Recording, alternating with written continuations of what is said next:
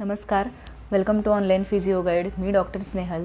आजच्या व्हिडिओमध्ये आपण बघणार आहोत मायग्रेन म्हणजे काय. बरेच जण कंप्लेंट करतात की आम्हाला मायग्रेनचा त्रास आहे, मायग्रेन खूप डोकं दुखतं.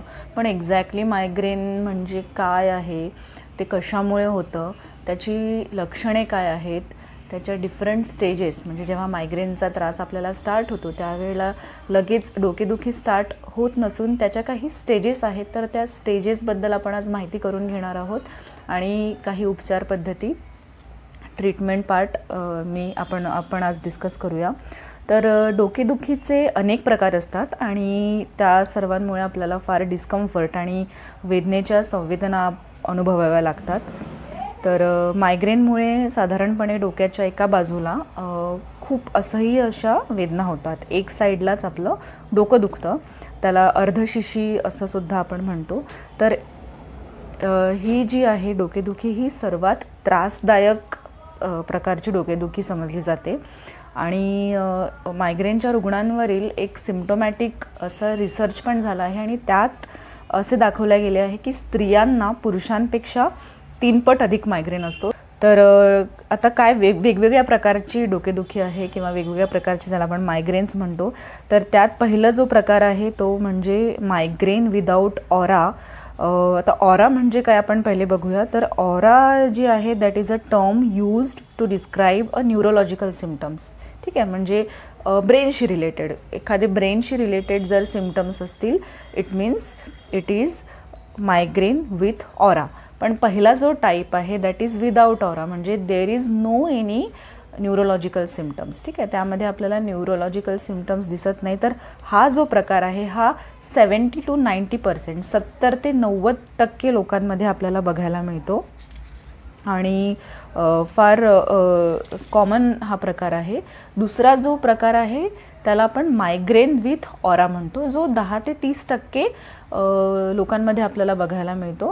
आणि यामध्ये आपल्याला न्यूरोलॉजिकल सिम्टम्स दिसतात, ज्यात जे स्टार्ट होतात 5 ते 20 मिनिटांपासून स्टार्ट होतात आणि एक तासापर्यंत त्याचा जो इफेक्ट आहे तो 1 तासापर्यंत राहतो. तर यात पेशंटला काय प्रॉब्लेम्स होतात, तर व्हिज्युअल डिस्टर्बन्सेस, म्हणजे अगदी अंधारी येणे किंवा नमनेस, हातपाय सुन्न पडणे किंवा हातापायात मुंग्या येणे आणि वीकनेस वाटणे, एका साईडला खूप जास्त प्रमाणात वीकनेस वाटणे किंवा चक्कर आल्यासारखे वाटणे, ज्याला आपण वर्टायगो म्हणतो. तर हे जे सिम्टम्स आपल्याला दिसतात हे मायग्रेन विथ ऑरामध्ये. तर तिसरा जो प्रकार आहे तो क्रोनिक मायग्रेन. जर तुमचा त्रास जुना आहे, खूप दिवसांपर्यंत तुम्हाला मायग्रेनचा त्रास होतो, जसं 15 ते 20 दिवस सारखं कोणाकोणाचं डोकं दुखतं, तर त्याला क्रोनिक मायग्रेन असं म्हणतो. चौथा जो प्रकार आहे मेन्स्ट्रुअल मायग्रेन, म्हणजे ज्या वेळेला मासिक पाळी येते त्यावेळेला डोकेदुखीचा त्रास होतो. पुढचा जो आहे तो मायग्रेन विथ ब्रेनस्टेम. असे विविध प्रकारचे मायग्रेन्स आहेत. वेस्टिब्युलर मायग्रेन, ज्यात वर्टायगो म्हणजे चक्कर येतात पेशंटला. ची लक्षणं काय आहे, what are the symptoms of migraine. तर मायग्रेन बालपणात किंवा किशोरवयात किंवा प्रौढत्वाच्या अगदी सुरुवातीला सुद्धा होऊ शकतो. तर सामान्य जी लक्षणे आहेत, साधारणपणे एका बाजूला किंवा दोन्ही बाजूला मध्यम ते तीव्र स्वरूपाची अशी वेदना होते आणि त्याला आपण थ्रॉबिंग पेन म्हणतो. जसं मी सुरुवातीला सांगितलं, थ्रॉबिंग पेन किंवा थोपटण्यासारखा असा त्रास आणि खूप असह्य अशा वेदना असतात त्या. आणि शारीरिक हालचालीने जर तुम्ही नेक मुवमेंट्स केल्या, मान जर आपली हलवली किंवा आपण खाली वाकलो, तर त्यामुळे ह्या वेदना ज्या आहेत त्या जास्त तीव्र होतात. आणि या दुखण्यामुळे आपण जे डेली ॲक्टिव्हिटीज करतो, दैनंदिन जीवनातल्या ज्या गतिविधी आहेत, आपल्या ॲक्टिव्हिटी आहे, त्याला आडा बसू शकतो, म्हणजे त्या लिमिटेड होतात. तर काही जणांना उलटी किंवा मळमळ किंवा खूप प्रकाश असेल किंवा ध्वनीसाठी संवेदनशीलता, अतिसंवेदनशीलता असे लक्षणे आपल्याला बघायला मिळतात. काही जणांना कामावर लक्ष न लागणे किंवा बधिरता किंवा असं हातापायात मुंग्या येणे, कोणाकोणाला बोलणेसुद्धा कठीण वाटतं किंवा कन्फ्युजन स्टेट.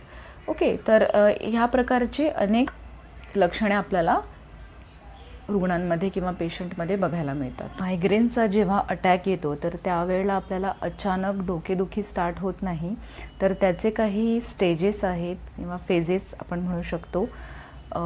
तर त्या काय आहेत आपण बघूया. तर हे खूप कठीण असतं आपल्याला प्रेडिक्ट करणं की कधी आपल्याला मायग्रेनचा अटॅक येणार. तो कधी पण येऊ शकतो, उभ्या उभ्या, किंवा तुम्ही ड्राईव्ह करत असाल किंवा कुठे एखाद्या फंक्शनमध्ये आहात, कधी पण तुम्हाला मायग्रेनचा अटॅक येऊ शकतो, पण तो एकदम येत नाही. तर त्याआधी काही सिम्पटम्स आपण अनुभवतो. तर ती सिम्पटम्स काय आहेत, त्या फेजेस काय आहेत, ज्याला आपण स्टेजेससुद्धा म्हणू शकतो, ते आपण बघूया.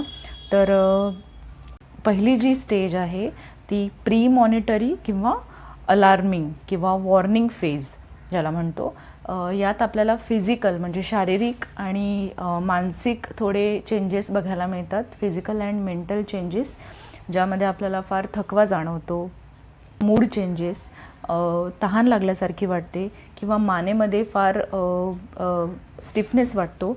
आणि ही जी स्टेज आहे ही 1 ते 24 तासांसाठी आपण अनुभवतो. दुसरी जी स्टेज आहे ज्याला आपण ऑरा स्टेज म्हणतो. ऑरा, जसं मी आधी सांगितलं, ऑरा म्हणजे रिलेटेड विथ ब्रेन किंवा न्यूरोलॉजिकल सिम्पटम्स. काही पेशंट्समध्ये हे प्रेझेंट असतं, म्हणजे असू शकतं किंवा नसू पण शकतं. तर हे जे न्यूरोलॉजिकल सिम्पटम्स आहेत म्हणजे ब्लर्ड विजन, अंधारी येणे डोळ्यासमोर, किंवा हातात किंवा पायात मुंग्या येणे, स्लर्ड स्पीच म्हणजे बोलताना थोडा त्रास होणे. तर ही जी स्टेज आहे ऑरा स्टेज, ही 5 ते 60 मिनिटांसाठी, म्हणजे 5 मिनिटांपासून तर 1 तासापर्यंत व्यक्ती अनुभवतो. कोणत्या पेशंटमध्ये कन्फ्युजन स्टेटसुद्धा असते, कन्फ्यूज होतात किंवा लक्ष लागत नाही, एकाग्रता कमी होते, भीती वाटते.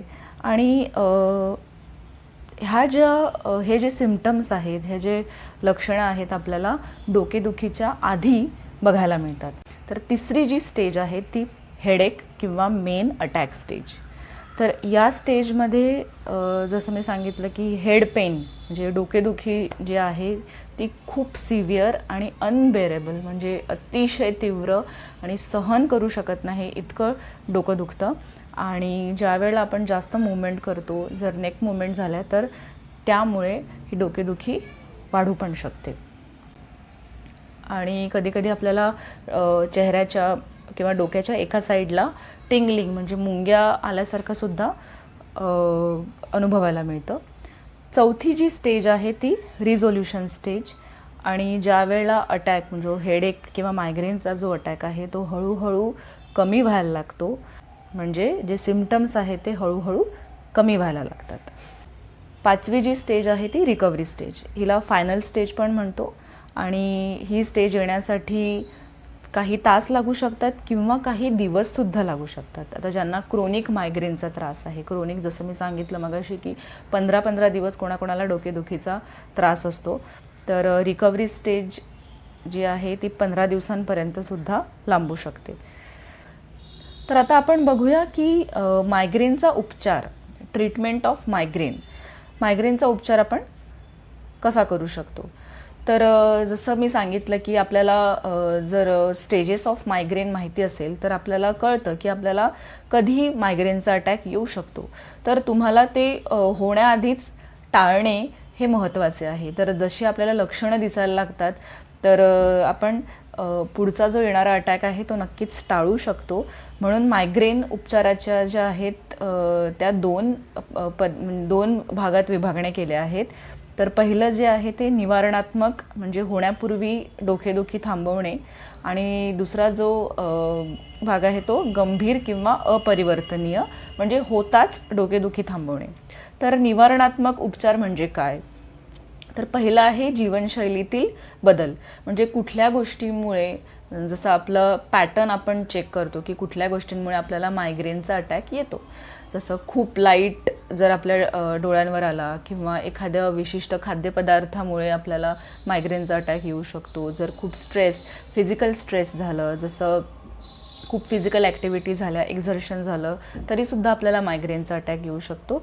तर कुठल्या गोष्टीमुळे आपल्याला मायग्रेनचा अटॅक येऊ शकतो, तर त्या गोष्टीवर, त्या पॅटर्नवर आपल्याला लक्ष देणं गरजेचं आहे आणि त्या गोष्टी अवॉइड करणं फार महत्त्वाचं आहे. जसं एखादी गोष्ट खाल्ल्यामुळे, पदार्थ खाल्ल्यामुळे आपल्याला जर अटॅक येत असेल वारंवार, तो पदार्थ टाळणे फार गरजेचं आहे.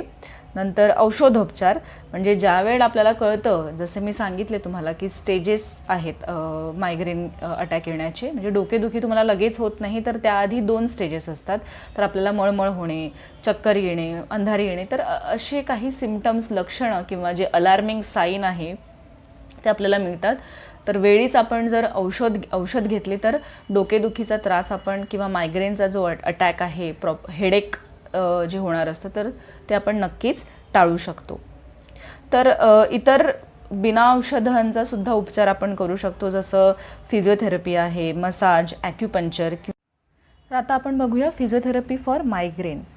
How can a physiotherapist help to recover your migraine or cervicogenic headache. म्हणजे मानेमुळे सुद्धा तुम्हाला हेडेक असू शकतं.